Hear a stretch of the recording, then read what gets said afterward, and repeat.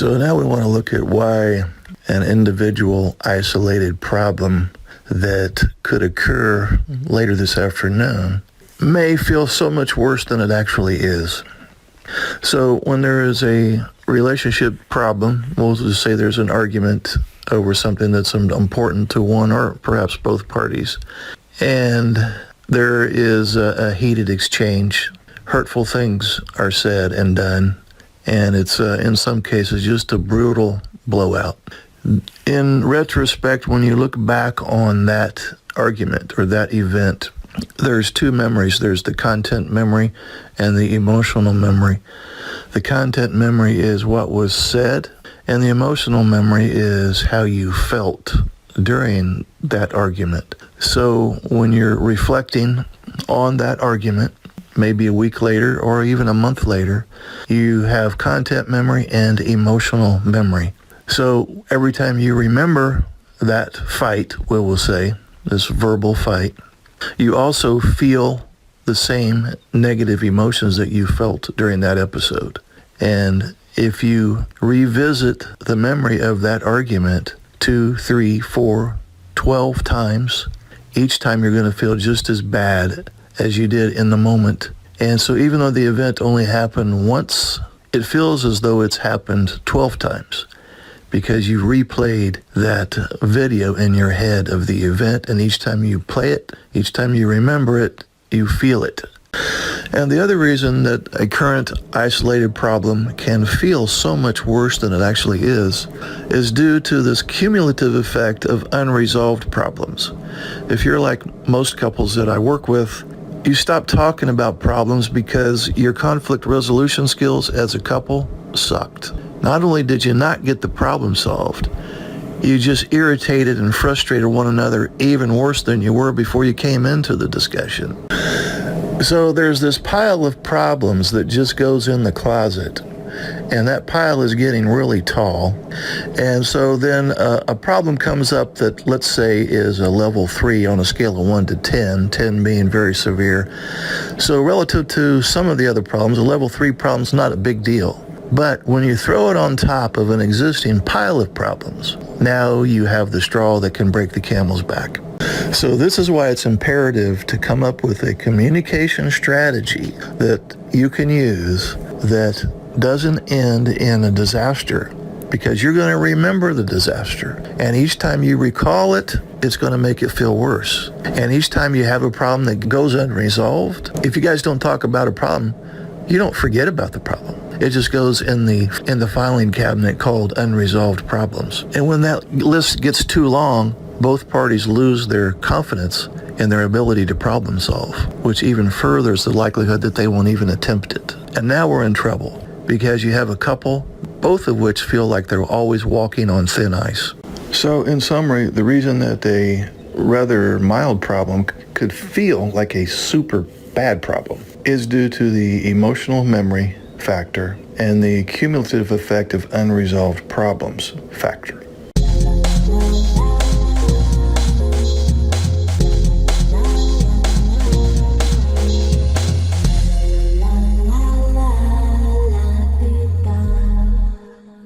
So I want to address a general question that I get quite frequently, and it's along the lines of why is it that some men with Asperger's fall out of love seemingly overnight, especially in the early going of the relationship? Well, I wouldn't say falling out of love overnight is necessarily common for men with Asperger's or high-functioning autism, but it certainly does happen more so in the early going of the relationship.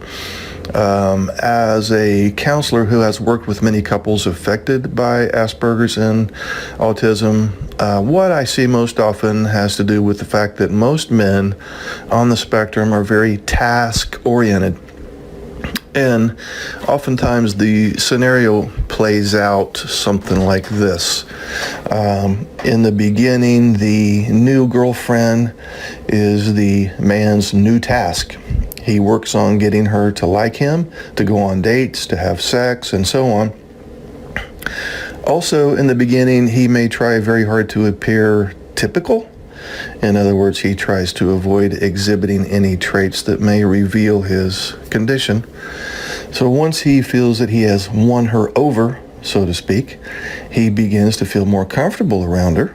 And it is during this time that he lets his guard down a bit and begins to exhibit some symptoms of the disorder that his girlfriend picks up on, although she may simply view his behavior as rather odd at the time. This is before she does her research online to see if he may have Asperger's. Anyway, once he has achieved his objectives, mission accomplished, right? In other words, he has completed the task of getting her to be with him. Unfortunately, due to mind blindness issues and problems with empathy, he doesn't understand that the relationship task is never ending. As most of us know, couples need to work on the relationship throughout its entirety, providing ongoing nurturing, love, and support. But this doesn't make sense to men on the autism spectrum. They think they have officially arrived and there's no need to continue to work on the relationship. Think of it like this. Let's say you live in California and drive to a vacation destination in New York. Okay, that's a long, hard drive. Once you arrive at your hotel in New York, for example, you wouldn't continue to drive in circles in the parking lot of the hotel because you've already arrived at your destination, right? So, as odd as it sounds, this is analogous to romantic relationships in the mind of an individual with Asperger's or high-functioning autism. He thinks, I'm here, the work is done. Another issue that results from mind blindness and empathy deficits, we'll call it, which are two traits of the disorder, has to do with the Asperger's partner confusing love with obsession. I've talked to many men on the spectrum who thought that they were in love, only to find out that it was just an obsession or a special interest in the romantic phase of the relationship, which is roughly the first 3 months or so when everything is non-committal, fun, interesting, and so on. So once the romantic phase is over with, now the real work begins, right? It's no longer a party. For example, he has to have conversations about things that may not be so fun. For example, he may have to listen to your past troubles, trials, tribulations. He listens to you sharing your past, which is what most people do in order to build trust and a bond. He may have to go with you to family gatherings, and socializing is not a strong point of people with Asperger's. He has to work on conflict resolution, which is another skill that is typically lacking. He has to deal with the anxiety that goes with moving to the next level of the relationship, such as a proposal, marriage, having children, raising children, and so on. So now, in the mind of some men on the spectrum, the relationship is getting too messy and complicated, quite honestly, and therefore they kind of rethink their commitment level. So this certainly doesn't happen in all cases, obviously, but I can tell you from experience, the scenario that I just described is often typical in the case where he allegedly just falls out of love, quote unquote, overnight.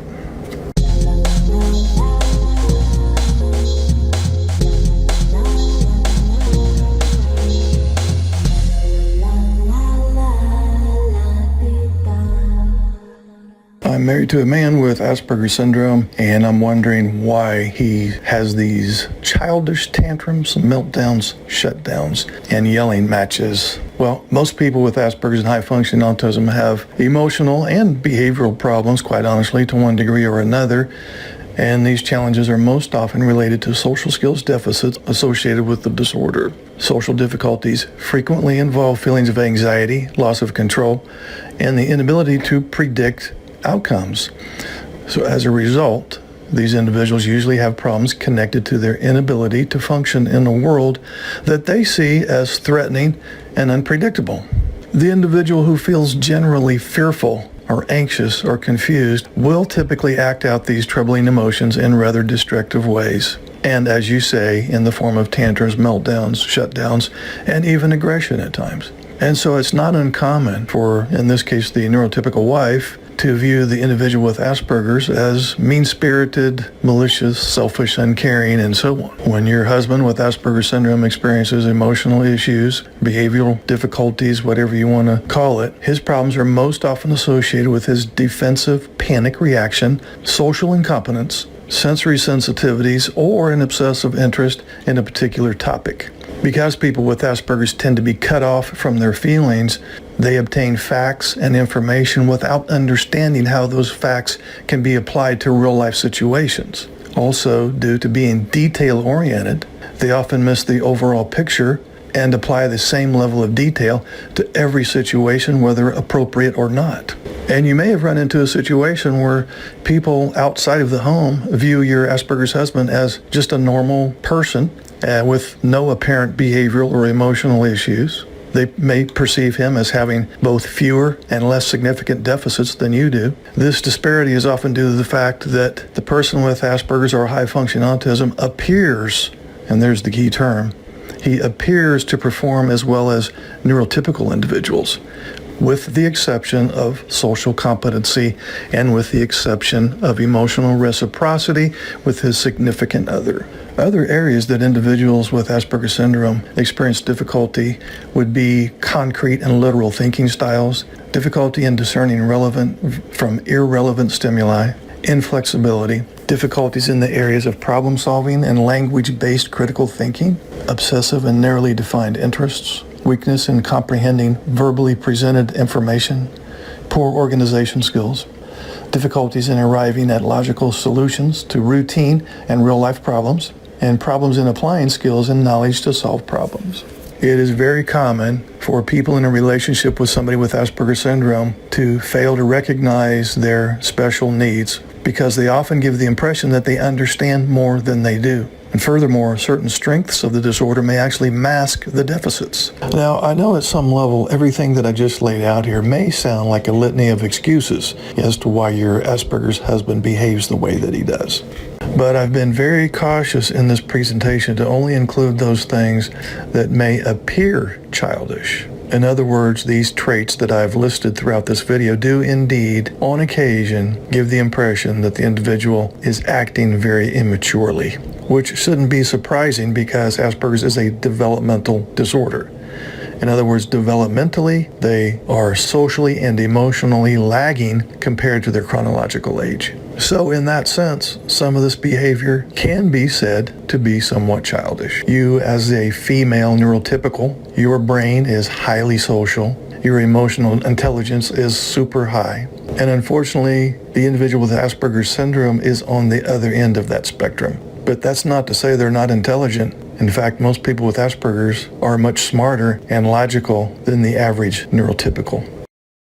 So I often get questions, usually from the neurotypical wife, about their Asperger's husband.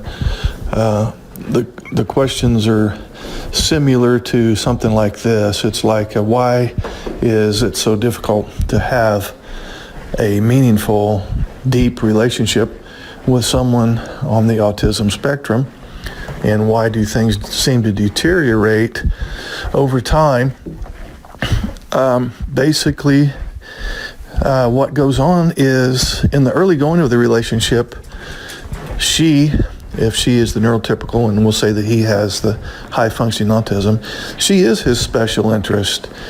And the NT wives often say, in the early going, the relationship was good. Sex was good. His empathy level was good. We had a great relationship. And as the years rolled by, he just became more and more distant.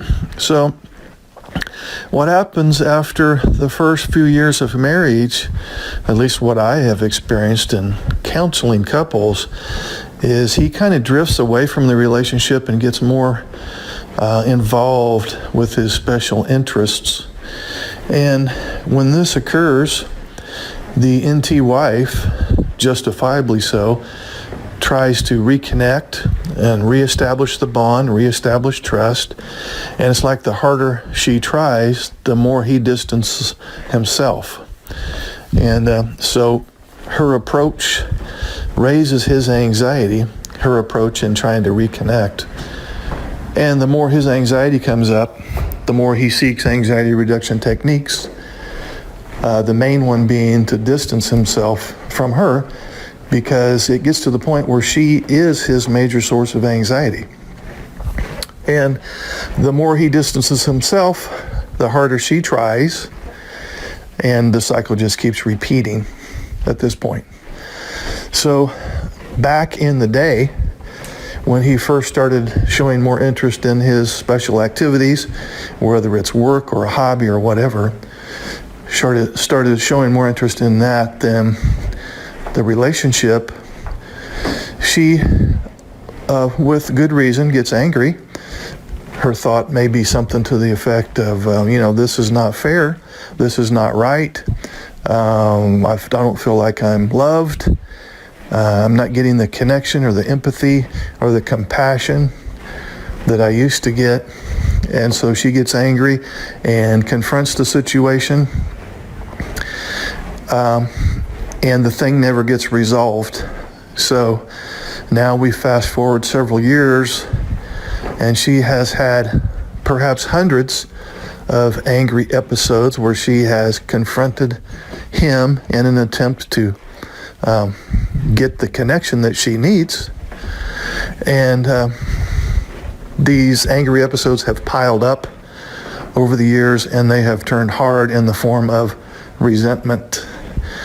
And now in many cases, and some of you will identify with this, she becomes so bitter and so hurt that not only is her mental health compromised, but now she's starting to get some physical symptoms, numerous things, autoimmune diseases and so on. And then at this point, the Cassandra syndrome business can kick in. And so she's desperate, and she gets online and she researches, and she comes across this thing called Asperger's syndrome or high functioning autism, and she goes, this is it. This is why we've had such a disconnect over the years. And she researches, and she's convinced, and she's probably right, quite honestly. And she confronts him about it. She said, look, I think you have this disorder. And there's multiple reactions that can occur from the husband with the first realization that he may be on the autism spectrum. They run the gamut from, I think you're right, I probably do have that, I need to go get an assessment. And one other one that comes up a lot, which is on the other end of the spectrum, quite honestly, as far as his reaction is, no, I don't have that disorder. I'm not going to go get an assessment. I'm not interested in marriage counseling. You're just blaming me for all the problems. Actually, you're the one that's at fault. You're the one that makes me this way. You make me behave this way. So those are the two extremes. On the one end, he can go, I think I do have some of those symptoms. That kind of makes sense to why we've had such a hard time. I'll go get a diagnosis. All the way to the other end, which he refuses to even accept the possibility that he has it and blames her for the problems. What makes the whole thing even more bizarre is that he doesn't even recognize that over the years he was gravitating more toward his activities and tasks and kind of leaving the relationship in the emotional sense. And so whenever she confronts him about that, he feels attacked because he honestly doesn't see that he has done anything wrong. But that's his truth. That's how he sees things, and the NT wife has her filter as well. So the whole thing seems to stem from, I'm just going to call it emotional blindness, for lack of a better term. It's kind of, he has the inability to identify and describe emotions experienced by himself and also in others. So it's kind of a problem in the sense of He lacks emotional awareness. Social attachment in the deepest form of attachment is difficult for him. Relating to others interpersonally is difficult unless it's work-oriented or has something to do with the task. They have difficulty distinguishing and appreciating the emotions of others, which often leads the NT wife to feel like he's very unempathic and very ineffective in how he responds emotionally. So with this emotional blindness, it can create interpersonal problems because the man with high functioning autism or Asperger's tends to avoid emotionally close relationships in general, especially with very tricky, messy relationships with his significant other. And I use the term messy because some of these men believe that the relationship has gotten so complicated over the years that it's like doing calculus. And he's utterly confused and baffled and honestly is feeling a huge amount of toxic guilt about the whole thing. He wants to please her. I've never met one man on the autism spectrum that said, yeah, I'm just out to get revenge and make my wife as miserable as possible. They really want to please. In many cases, they just simply don't know how to meet her needs. So one thing I hear from NT wives a lot is they say, yeah, as long as the conversations are very superficial, like about the weather or how to do the laundry or something, with respect to mundane everyday tasks, and she says, we get along pretty good. But if the conversation goes deep at all with respect to problem solving in the relationship or some kind of conflict resolution, she will say that's where I lose him.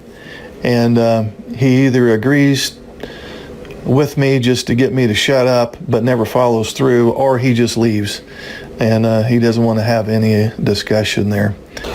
But the good news is that there are ways to come up with a communication style or a problem-solving process such that the NT wife is getting some emotional reciprocity that she is starved for at this point without raising his anxiety, which causes him to shut down.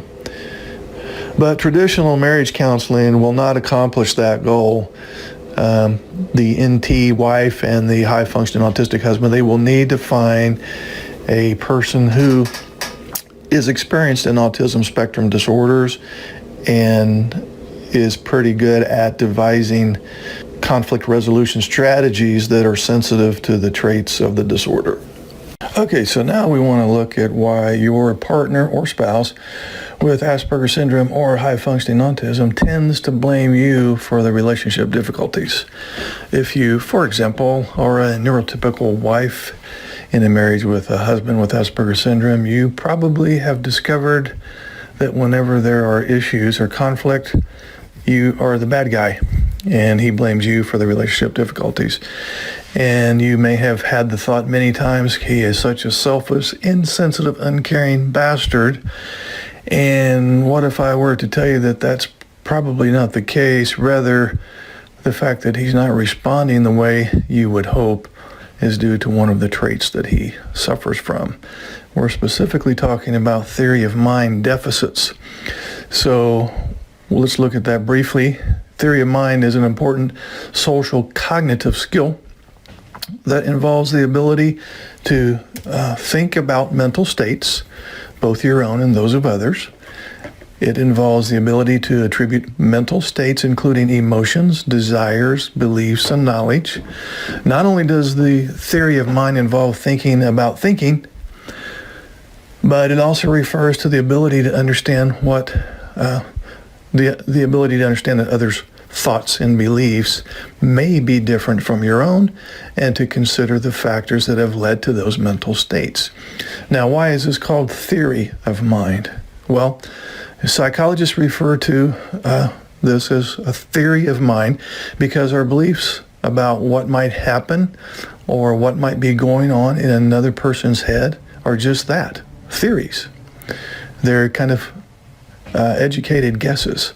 While we make predictions We can definitely make predictions, but we have no direct way of knowing exactly what a person might be thinking or what their motivations might be. All we can rely on is our own theories or hypotheses that we develop based on what people say, how they act, what we know about their personalities, and what we can infer about their intentions. So why is this theory of mind stuff so important? Well, the emergence of a theory of mind is really critical during the developmental process. Very young children tend to be more egocentric, as I'm sure the parents in here are aware of, and are often unable to think about the mental states of others. Now, as people age, their theory of mind does emerge and continues to develop. So forging a strong theory of mind plays an important role in our social worlds as we work to understand how people think, to predict their behavior, to engage in social relationships, to solve interpersonal conflicts, and so on.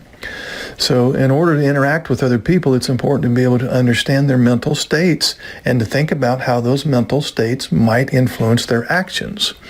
So in other words, you connect your guesstimate about what they're thinking with your guesstimate about how they may act based on their thinking.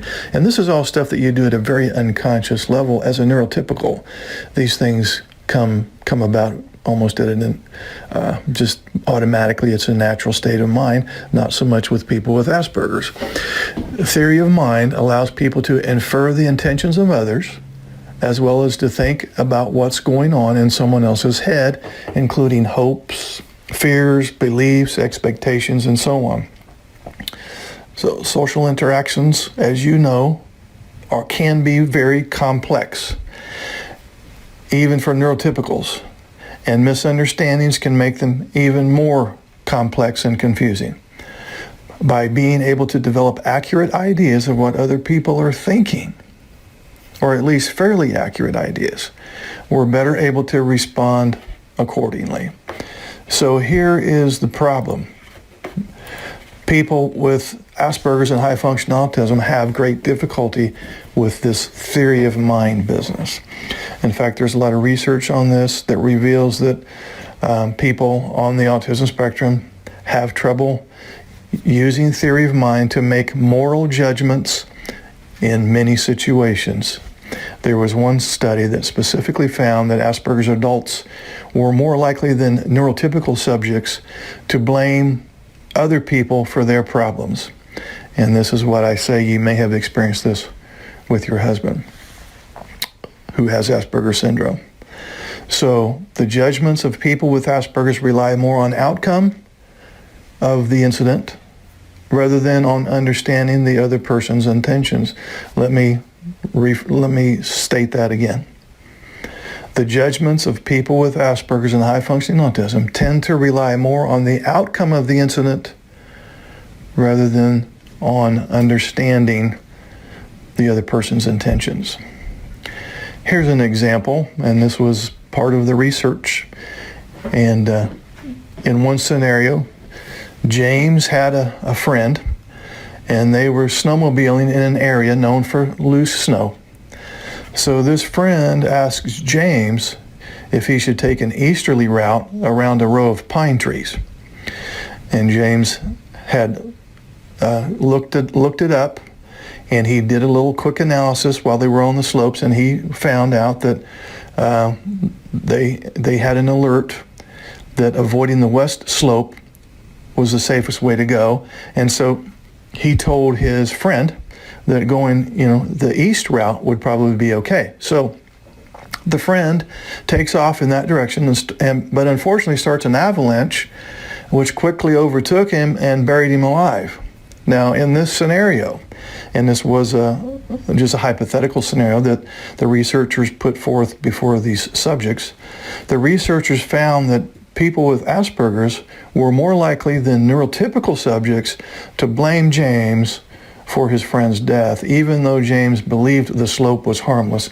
So that was kind of an interesting research project that does reflect the fact that judgments of people with Asperger's do tend to rely more on outcomes rather than on inferring what the other person's intentions were. So that was a long way around the bush to get to the point, and that is, this is why your partner or spouse with Asperger's or high-functioning autism does tend to blame you for the relationship difficulties, because he's only looking at the outcomes, in other words, what happened after the argument, rather than trying to understand your thoughts, feelings, motivations, intentions, and so on.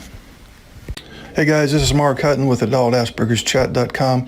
Today I want to talk to the neurotypical wives, and I have a question for you. Did you realize that your spouse with ASD may actually be afraid to discuss relationship difficulties with you? You probably knew that, right? Because whenever you tried to discuss relationship problems with him, he either gave you the illusion that he was listening, just to hurry up and get the conversation over with, or he did some version of a meltdown or a shutdown. So that should be evidence to you that he is literally afraid that the conversation, quote unquote, will deteriorate into yet another fight. Now, as you know, ASD level 1 or high-functioning autism is a developmental disorder, which means that developmentally, your spouse on the spectrum has a social-emotional brain that is underdeveloped. In other words, he is low in social and emotional intelligence. This also means that his social and emotional needs are significantly lower than yours. So, when you want to discuss relationship issues with your ASD husband, you are, of course, going to be using your highly developed social and emotional intelligence as you try to make your points. Why wouldn't you? However, your ASD husband is listening with a highly logical brain that is also low in social and emotional competency. Therefore, he is not tracking your important message. It's like you are very fluent in German, but he speaks just a little tiny bit of German. So as you're talking, he's only understanding and retaining about 10% of the total information, and he knows it. The typical partner on the autism spectrum knows that he is not fully understanding what his NT wife is thinking and feeling, and this honestly in some cases makes him feel stupid. The NT wife eventually realizes that her husband doesn't get it.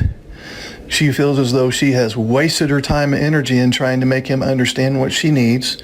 So she understandably complains that he doesn't get it, and may even accuse him of not caring and not listening. So this complaint now downloads in the autistic brain as criticism, disrespect, and ridicule. So this is why the man with ASD hates having difficult conversations with his wife. Now he feels stupid and chastised. He may think something along the lines of this: I don't understand what she is saying or feeling, which makes me feel dumb, and then I get in trouble for being dumb. So maybe you can see why difficult conversations about relationship problems would be something that he dreads. And when the NT wife says something along the lines of, well, we need to talk, you can be assured that his anxiety instantly increases as he forecasts yet another bad outcome. That would be a heated argument that yields no solution. So many men on the autism spectrum have literally reported that they are afraid of their NT wife, and they have used that term, afraid. They know that when there has to be a discussion on relationship problems, they're not going to fully grasp her perspective, and they're also going to be in trouble for not being able to grasp it. So most often, the ASD man will try to avoid these difficult conversations, and if that's not possible, he'll hurry up and agree to whatever you say purely to get the conversation over with as soon as possible, which instantly reduces his fear and the associated anxiety.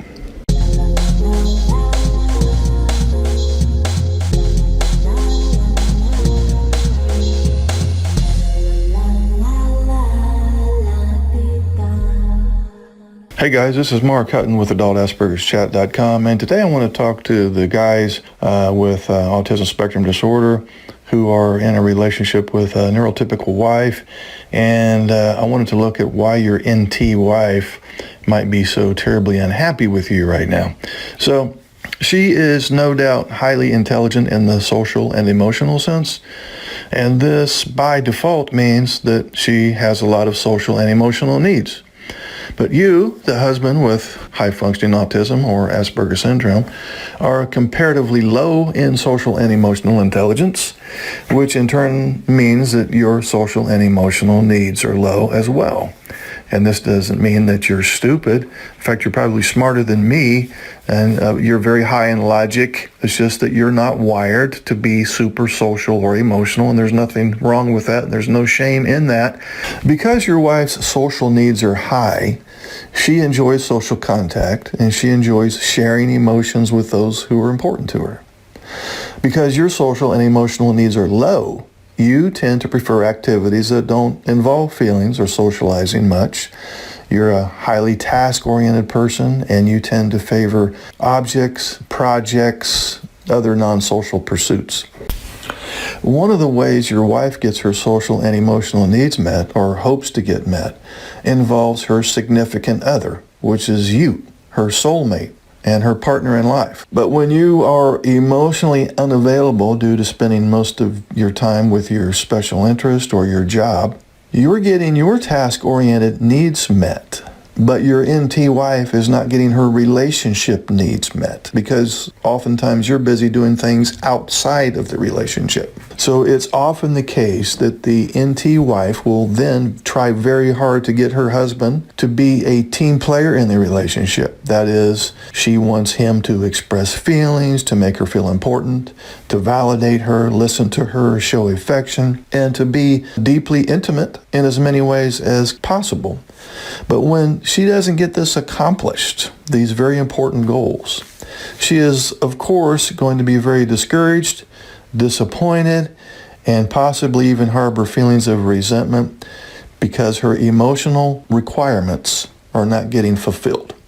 So, as the two of you grow further apart emotionally, you can continue to get your task-oriented needs met because they don't involve feelings or socializing necessarily.